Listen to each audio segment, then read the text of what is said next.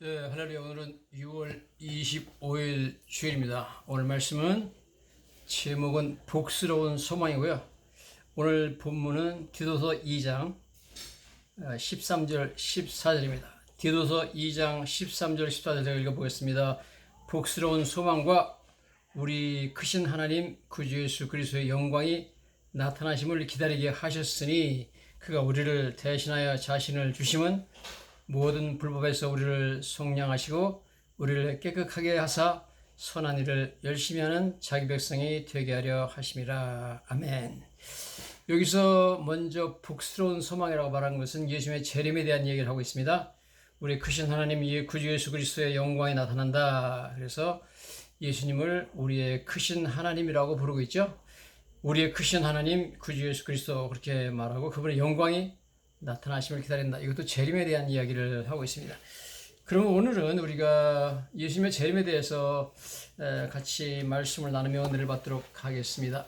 예수님의 재림은 성경에서 복스러운 소망으로 그래서 영광이 나타나는 것이고 우리는 기다린다 그렇게 말했는데 우리 복스럽고 행복한 소망이 우리나라에서는 1992년에 엄청난 사회적인 기독교적인 재앙으로 변질을 되었습니다.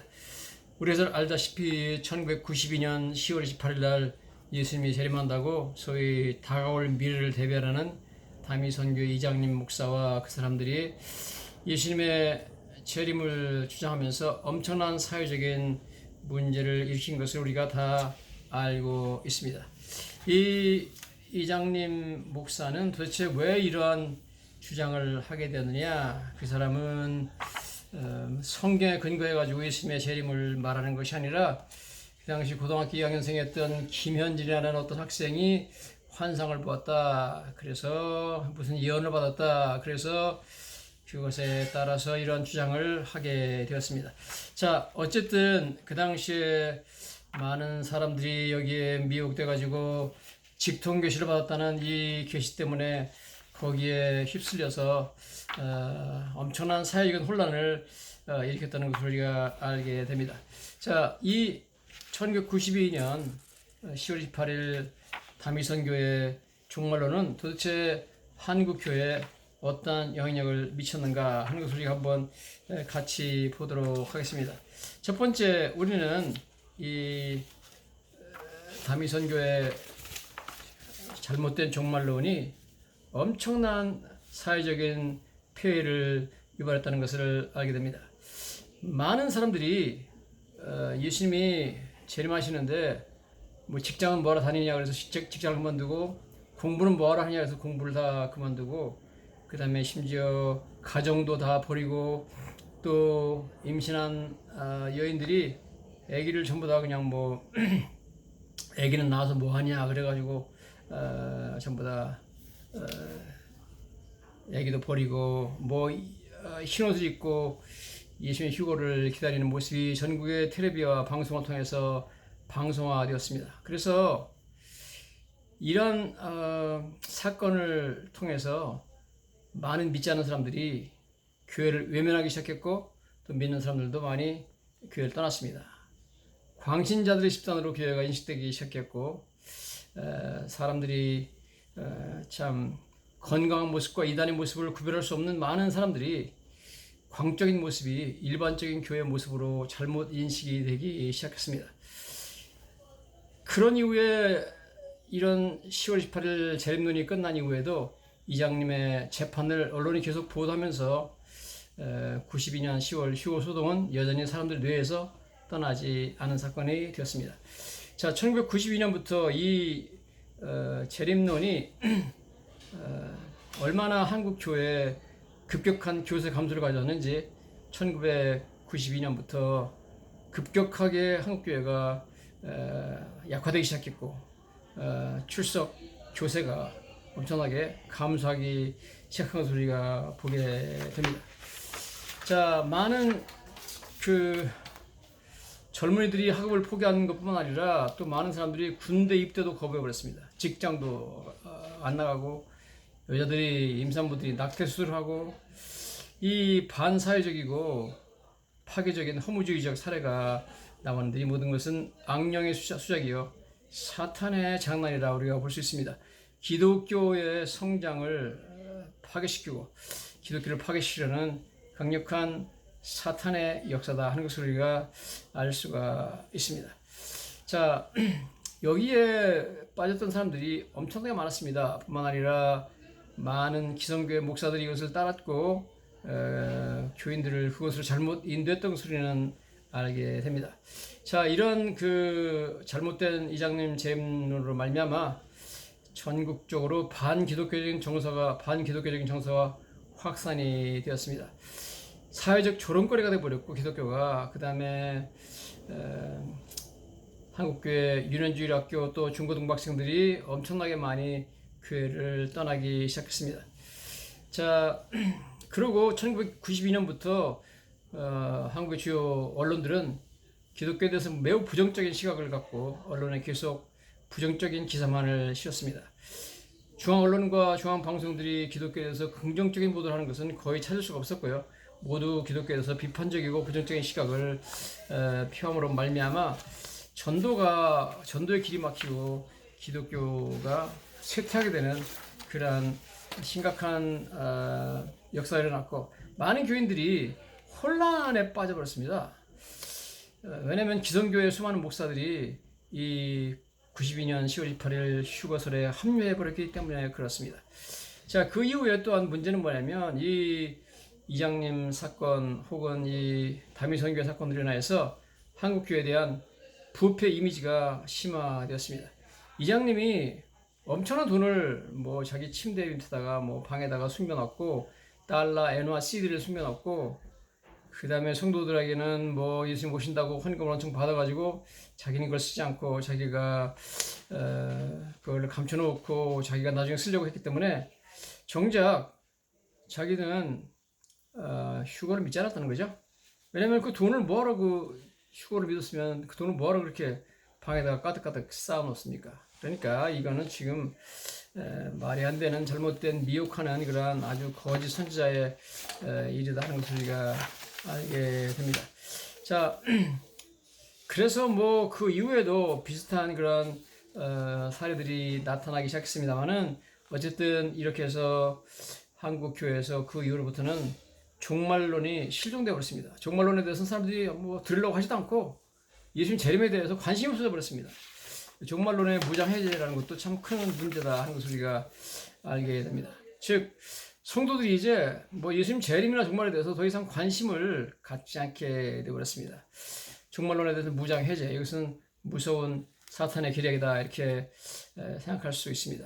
자, 그래서 이 모든 것들이 뭐 직통 계시라고 해가지고 뭐 성경 말고 하나님께 직접 계시를 받았다 그렇게 주장을 했는데 이런 직통 계시니 예언이니 환상이니 하는 것들이 얼마나 참 잘못된 길에 빠질 수 있는 위험한 것인지 하는 걸 다시 한번 우리한테 가르쳐 주었다 그렇게 알게 됩니다. 한국 사회는 10월 28일 재림론의 여파로 사람들이 교회에 등을 돌리기 시작했고 교회 물량주의 또 교회에서 너무 그 물질주의 돈을 숭배하는 데 대해서 사람들이 실망을 해가지고 교회는 광적 집단이다 생각하고 교회를 떠나는 현상이 두드러지게 드러나는 것을 우리가 보게 됩니다. 많은 사람들이 교회를 등지게 되고 황금 만능주의가 교회까지 들어와가지고 교회가 비즈니스의 일종이다 그런 인상을 사회에 심어준 것을 우리가 보게 됩니다. 이런 현상들을 우리가 보면서 도대체 무엇이 잘못됐는가? 첫째는 이들이 주장하는 모든 것들이 성경에 근거하지 않았다는 것이고, 두 번째는 1800년도에 유럽에 시작된 소위 세대주의 운동이 가져다준 잘못된 종말론에 이들이 입각해 있었다는 것을 우리가 알게 되는 것입니다.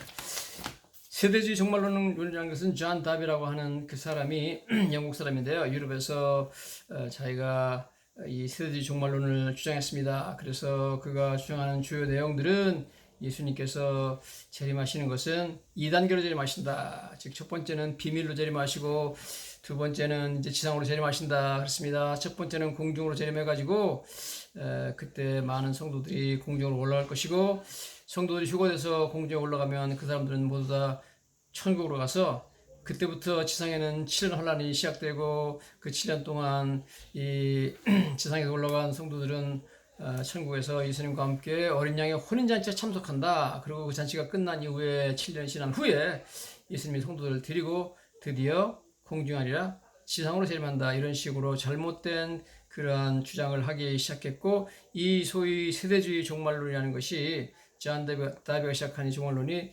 1850년도에 미국으로 들어와가지고 미국의 많은 목사님들이 그것을 따르기 시작했습니다. 지금 미국에도 세대주의 종말론을 가르치는 신학교들이 여러 개 있습니다. 가장 대표적인 신학교는 달라스 티올로지컬 세미나리라고 해가지고 달라스 신학교에서 중심적으로 가르치고 있는 것을 우리가 보게 됩니다. 놀랍게도 한국 교회 목사님들의 80% 내지 90%가 세대주의 종말론에 빠져 있다. 그렇게 학자들이 보고 있습니다.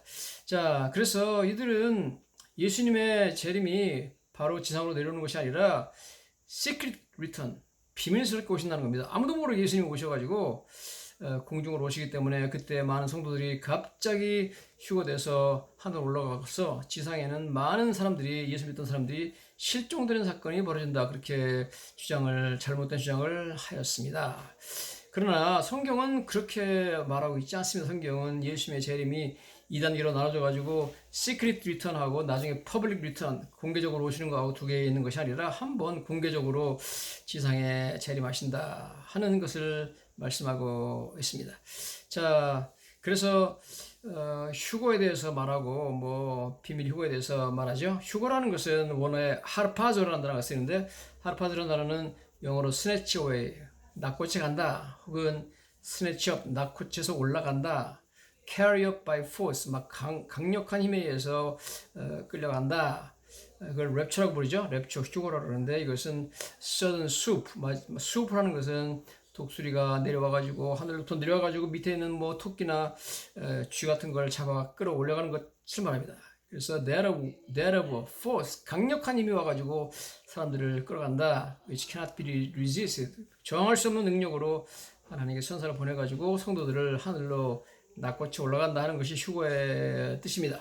자, 이런 휴거를 이렇게 주장하는데, 물론 휴거는 있겠습니다만, 그러나 휴거에 대해서 예수님의 그 비밀스러운 재림 때에 있는다, 이런 잘못된 주장을 한 것이 문제가 됐습니다. 자, 그래서 휴거당한 성도들은 비밀스럽게 천국에 가가지고 7년 동안 어린 양의 혼잔치를 한다는 잘못된 가르침을 가르쳤다는 것이 지금 문제가 되고 있다는 것입니다. 이러한 잘못된 가르침들이 왜 성경적이 아닌가, 왜 우리가 예수를 믿어서는 안 되는가 하는 것을 제가 먼저 몇 가지 말씀을 드리고자 합니다. 자, 그래서 여러분, 먼저 우리가 보아야 될 것은 마태복음 24장입니다. 바로 예수님의 말씀이죠. 예수님의 말씀을 통해서 이러한 잘못된 종말론이 어디가 잘못됐는지 여러분이 분명히 아시고, 앞으로 혹시 다시 나타날지 모르는 이러한 잘못된 종말론에 대해서 분명한 입장을 가지시고 흔들리지 않는 그러한 믿음으로 다시는 미혹당하지 않는 그러한 저와 여러분들이 되어야 될 줄로 믿습니다. 우선 마태복음 24장 여러분이 가보시면 이제 주님께서 친히 가르치신 내용들이 쭉 나오고 있습니다. 마태복음 24장에 가서 보면 21절에 이는 그때 큰 환란이 있겠습니다. 창세로부터 지금까지 이런 환란이 없었고 후에도 없으리라. 그래서 예수님 재림 직전에 전에 7년 환란이 시작되죠. 이 환란은 큰 환란입니다. Great persecution, Great tribulation이고요. 창세로부터 지금까지 이런 환란이 없었고 후에도 없으리라. 창세로부터 지금까지 전무후무한 엄청난 규모의 세계적인 환란이 있을 것이다. 지진과 기후이변과 그 다음에 전쟁과 어마어마한 환란이 지상에 덮치는 것이고 수많은 사람이 죽게 되어 있습니다.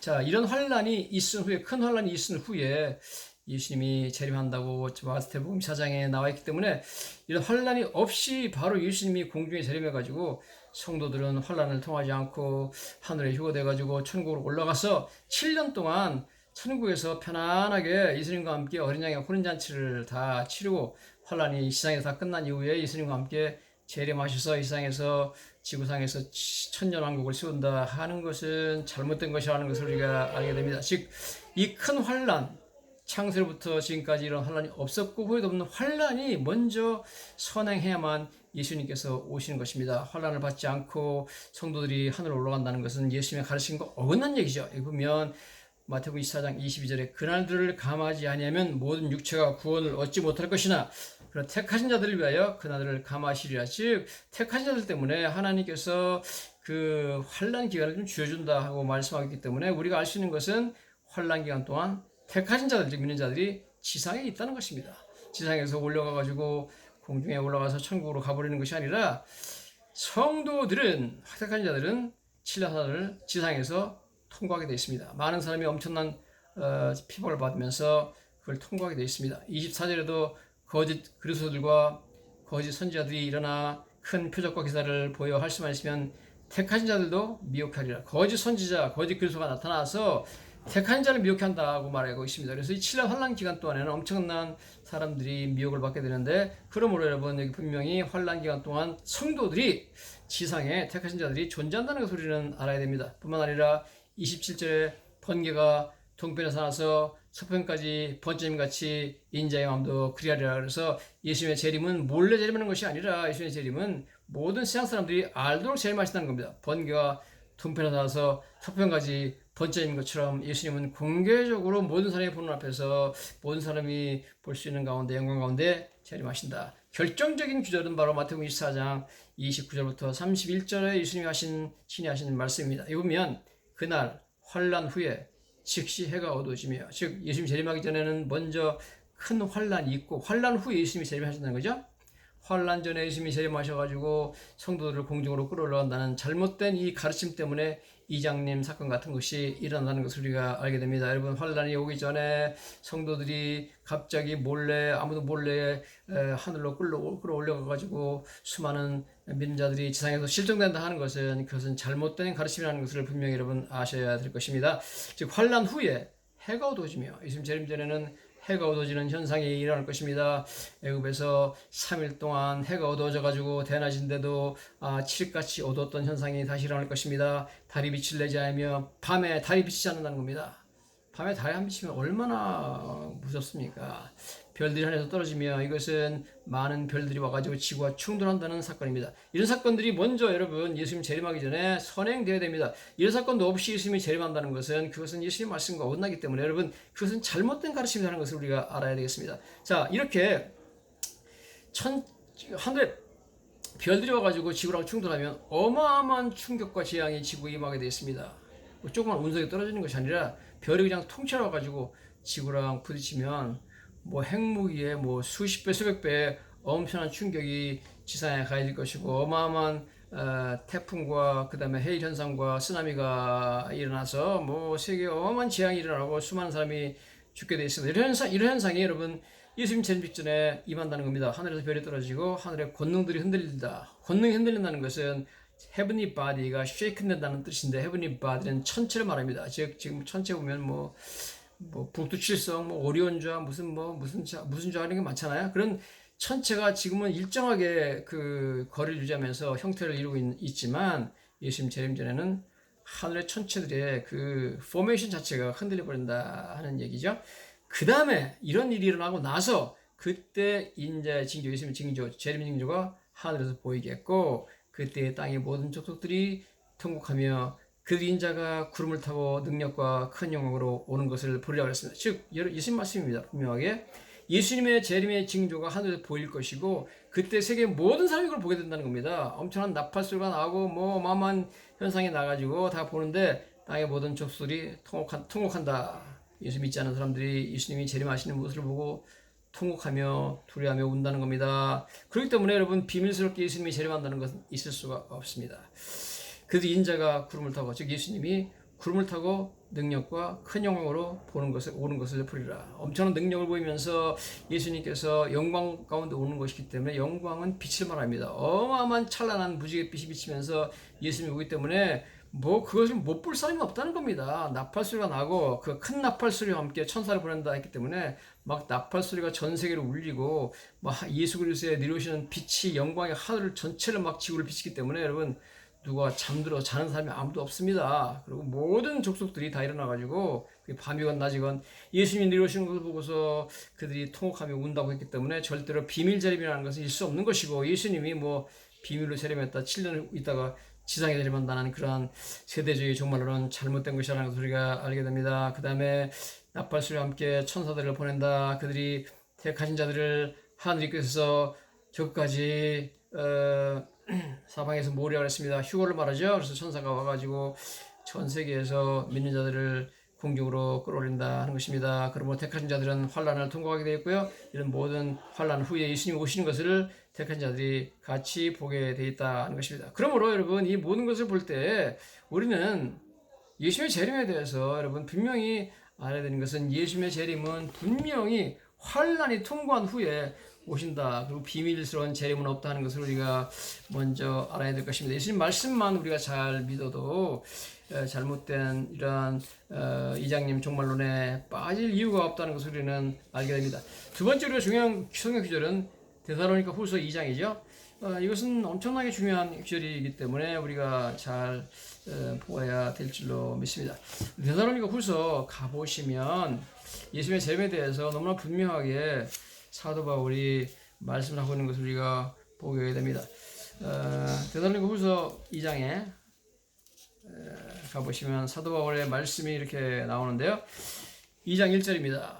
신약성경 334페이지에 형제들아, 우리가 너에게 구하는 것은 우리 주 예수 그리스도의 강림하신 예수님의 재림과 우리가 그 앞에 모임에 관하여, 이제 예수님을 맞으러 우리가 올라간다는 거죠. 모임에 대해서 영으로나 영, 즉 성령, 무슨 어떤 영이라고 환상을 봤다, 영적인 현상을 봤다, 예언을 들었다, 이런 거나 말로나 우리가 봤다는 편지로나 주의 날이 이르렀다, 예수님이 재림이 임했다, 며칠 오신다, 그래가지고 쉽게 마음이 흔들리거나 두려워하지 말아야 된다. 그러면서 예수님 재림 직전에 반드시 선행되어야 될 조건을 얘기하고 있습니다. 누가 어떻게 하든지 너희가 미혹되지 말라.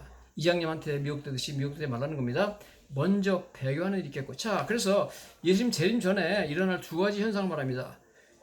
반드시 이것이 먼저 선행되어야 된다는 거죠. 먼저 배교하는 일, 즉 배교라는 것은 전 세계적으로 예수님 믿는 교회에서 많은 사람들이 기독교 신앙을 버리고 적그리스도를 숭배하는 배교 현상이 일어날 것이다. 두 번째는 불법의 사람, 곧 멸망의 아들이 나타나기 전에는 그날이 이르지 아니하리라. 그래서 불법의 사람, 멸망의 아들, 적그리스도의 출현입니다. 적그리스도가 출현해가지고 엄청난 기적을 행하면서 수많은 사람들한테 내가 하나님이다, 나를 믿으라 그래서 많은 사람들이 예수 믿는 믿음을 버리고 적그리스도를 숭배하는 현상, 배교 현상, 적그리스도 출현, 이런 현상이 일어나기 전에는 절대 그날이 이르지 않는다. 사도 바울이 너무 분명히 말하고 있습니다, 여러분. 이런 현상이 없었는데, 전 세계적인 배교 현상도 없었고 적그리스도 출현도 없었는데 갑자기 예수님이 10월 28일 온다. 이거는 말이 안 되고 성경을 완전히 무시하는 일이고 도대체 신학을 모르는 사람들이 하는 일이라는 것을 우리는 알게 됩니다. 이 적그리스도는 와가지고 대적하는 자라 신이라 불리는 모든 것과 숭배를 받는 것에 대항하여 그 위에 자기를 높이고 하나님의 성전에 앉아 자기를 하나님이라고 내세운다. 자, 그래서 이 적그리스도는 세계 정부에 수반이 돼가지고 세계를 쥐락펴락할 것이고, 이 적그리스도라는 사람이 나타나가지고 엄청난 전쟁을 일으킬 것이고, 그 다음에 이 사람이 스스로 성전에 앉아가지고 내가 하나님이라고 주장할 것이라는 겁니다. 스스로 그런 그 엄청난 파워를 가진 적그리스도가 출현하기 전에는 절대 여러분 예수님의 재림은 없다 하는 것이죠. 예수님이 재림하셔서 제일 먼저 할 일은 바로 이 적그리스도, 그동안 말씀을 부리던 적그리스도를 죽이는 것입니다. 데살로니가 후서 2장 8절에 그때 불법한 자가 나타나리니, 적그리스도죠, 나타나리니 주 예수께서 그 입의 기운으로 그를 죽이시고 강림하여 나타나심으로 폐하시리라. 그를 죽여버립니다. 적그리스도를 예수님이 죽이러 이 세상에 내려오신다 하는 것을 성경이 말씀을 하고 있습니다. 자, 우리가 지금 왜 이런 유혹을 사람들이 받느냐 하면, 사람들이 예수님은 도적같이 오신다, 생각지 않은 때 인자가 오신다, 도대체 그렇기 때문에 언제 올지 모른다, 오늘 밤에라도 예수님이 오실지 모른다, 그러니까 준비하라, 이렇게 얘기하는데 그것은 상당히 비성경적이라는 것을 우리가 알아야 됩니다. 여러분, 왜 그런 말씀을 제가 드리느냐 하면, 데살로니가 전서 5장에 이런 말씀이 나와 있습니다. 형제들아, 때와 시기에 관해는 너희에게 쓸 것이 없으면, 사도 바울이 이미 데살로니가에 가서 예수님의 재림의 때와 시기에 대해서 말했기 때문에 더 이상 내가 쓸 게 없다, 그러면서 이렇게 말합니다. 주의 날이 밤에 도둑같이 이를 줄을 너희 자신이 자세히 알기 때문에 너희 자신이 예수님이 오시는 날이 도적같이 임한다는 것을 자세히 알지 않느냐. 즉 그들이 평안하다 안전하다고 할 때 임신한 여자에게 해산의 고통이 이름 같이 멸망이 갑자기 그들에게 이르리니 결코 피하지 못하리라. 그래서 임신한 여자에게 해산의 고통이 이름처럼 예수님이 갑자기 도적같이 오신다는 겁니다. 그러나 형제들아 너희는 이 어둠에 있지 아니하며 그날이 도둑같이 너에게 임하지 못하리니 이렇게 말하고 있습니다. 자, 먼저 두 가지를 알아야 됩니다. 도적같이 임한다는 뜻이 무엇인가? 사람들이 평안하다, 안전하다, 그럴 때 도적같이 임한다는 것은 모든 이러한 예수님의 징조, 배교하는 일이라든지 적그리스도의 출현이라든지 대환란, 7년의 대환란 이런 것들이 없이 막 그냥 갑자기 예수님이 오신다는 그런 뜻이 아니라 해산의 고통이 임신한 여자에게 임함 같이 온다는 겁니다. 여러분, 해산의 고통이 오긴 오는데 임신한 여자에게 물론 뭐 병원에 가면 의사가 며칠쯤 아기가 나올 겁니다. 이렇게 예정일을 말하지만 아기는 정확하게 그 시간에 나오질 않습니다. 아기는 그 전에도 나오고 그 후에도 나오죠. 그래서 임신한 여자가 아기가 나올 것 같다. 그렇지만 언제 진통이 올지는 모르죠. 보면 임신한 여자에게 해산의 고통이 갑자기 진통이 오기 시작하는 것처럼 그렇게 온다는 겁니다. 즉 도적같이 임한다. 평안하다 안전할 때 할 때 예수님이 오신다 하는 뜻은 임신한 여자에게 해산의 고통이 이름같이 온다는 뜻입니다. 즉 지금 임신했기 때문에 애기 나올 것은 분명해. 애기 나올 것은 분명하고 배가 불러오고 징조는 다 있지만 정확하게 언제 올지는 모른다. 진통이 언제 올지 모른다는 것처럼 그렇게 온다는 겁니다. 그 다음에 두 번째, 형제들아 너희는 어둠에 있지 아니하며 그날이 도둑같이 너에게 임하지 못하래. 믿지 않는 자들에게는 이 모든 것들이 예수님의 재림이 도적같이 임할지 모르지만 믿는 자들에게는 어둠에 있지 않기 때문에 그날이 도둑같이 너에게 임하지 않는다. 우리는 다 예상하고 있다는 겁니다. 왜냐하면 이런 징조들, 즉 7년 대환란과 배교 현상과 그 다음에 적그리스도의 출현을 보면 예수님이 이제 곧 재림이 임박했다는 것입니다. 그러나 이런 것들이 반드시 선행돼야 될 사전 징조가 없이 예수님 온다고 주장하는 것은 그건 잘못된 것이다 하는 것이 성경의 분명한 가르침이라는 것을 우리는 알아야 될 줄로 믿습니다. 자, 그래서 이런 우리가 말씀들을 배우는 것은 대단히 중요합니다. 이 존 다비가 나타나가지고 1800년대 초부터 시작해서 세대주의 종말론, 잘못된 종말론을 주장하고 그 주장의 요점은 제가 이미 말씀드렸듯이 예수님의 재림이 이중이다. 첫 번째 재림은 공중에 비밀스럽게 오시고 성도들은 환란을 면할 것이다. 환란 기간 동안 성도들은 다 예수님과 함께 천국에 올라가가지고 어린양의 혼인잔치를 할 것이다. 그 후에 7년이 끝난 후에 다시 예수님은 지성으로 재림하신다. 그래서 천년왕국을 세우신다. 이런 가르침을 가르쳤는데 이러한 가르침은 1800년도에 나타난 그런 19세기에 나타나는 그런 그 상당히 현대에 나타난 그런 가르침이고요. 그 전까지는 전혀 이런 가르침이 없었습니다.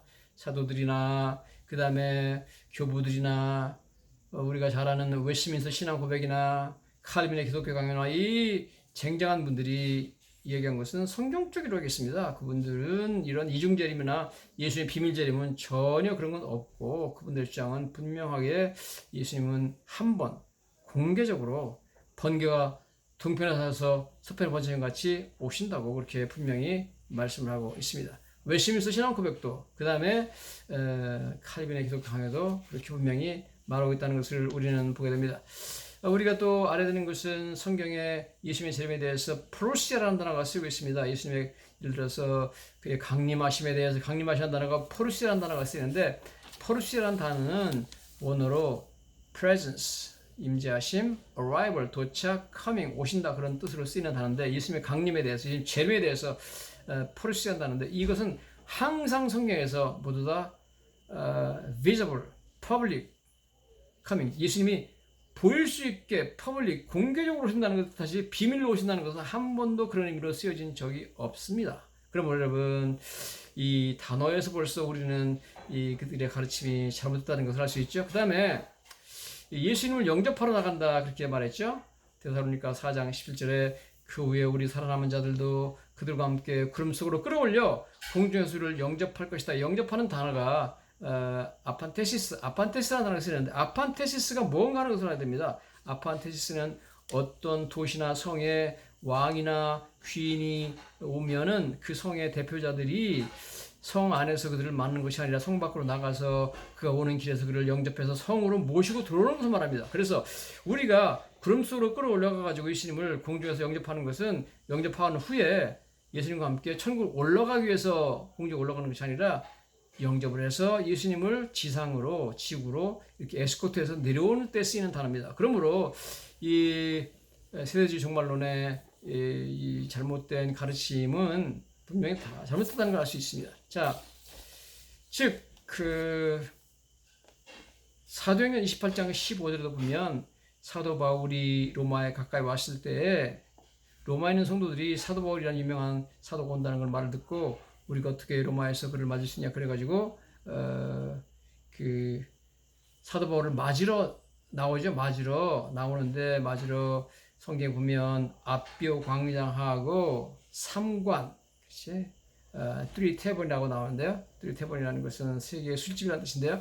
삼관이라는 지역까지 나와서 사도 바울 영접해가지고 로마 근처입니다. 와가지고 사도 바울을 영접해서 로마로 데려갔다는 뜻입니다. 그래서 여러분 예수님이 재림하실 때 성도들이 예수님과 함께 공중에서 만나가지고 천국 가는 게 아니라 예수님을 공중에서 만나가지고 지구로 모시고 내려온다는 겁니다. 영접하러 나간다 그런 뜻입니다. 즉 마태복음 25장 6절에 보면 신랑이 왔다 맞으러 나가자 열천에 비유해 보면 그때도 아판테시스라는 단어가 쓰이는데요. 아판테시스라는 단어는 그 당시에 신부의 그 둘러리 친구들 처녀들이 신부 집에 기다리고 있다가 신랑이 온다는 소문을 듣고 이야기를 먼저 듣고 나가서 바깥에 나가서 신랑을 모시고 신부 집으로 데려올 때 쓰이는 단어 아판테스 맞으러 나온다는 단어가 영접한다는 단어가 그런 뜻이에요. 영접한다는 단어가 여러분 예수님과 함께 같이 천국으로 간다는 뜻이 아닙니다. 즉 예수님이 비밀스럽게 재림하셔가지고 성도들이 천국으로 간다 그런 뜻은 절대 아니다 하는 것을 우리가 알아야 됩니다. 이제 여러 가지 제가 말씀을 드렸습니다만은 정리를 해보면 예수님의 재림은 절대로 세대주의 종말론자가 얘기하는 것처럼 환란 이전에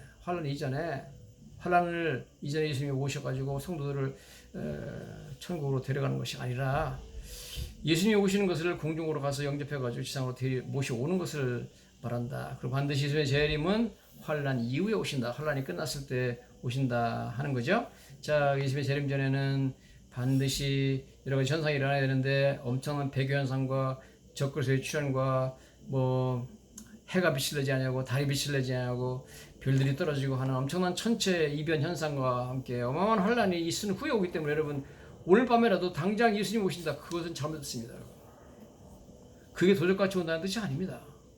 도적같이 온다는 것은 임신한 여자의 해산이 이맘처럼 예수님 오실 때 가까웠는데 정확한 날짜는 모른다는 뜻이지 우리가 이러한 기본적인 어떤 전제 조건이 성취되지 않았는데 예수님이 갑자기 오늘 밤에 오신다. 그런 것은 전혀 성경적이 아니다는 것을 좀 아시고 사도 바울 말처럼 주의 날이 다가왔다 해가지고 마음이 흔들리거나 두려워하거나 하는 일이 없고 이단의 잘못된 가르침에 넘어가시고 미혹되지 않도록 여러분 무장을 하시기를 예수님 이름으로 간절히 축원합니다.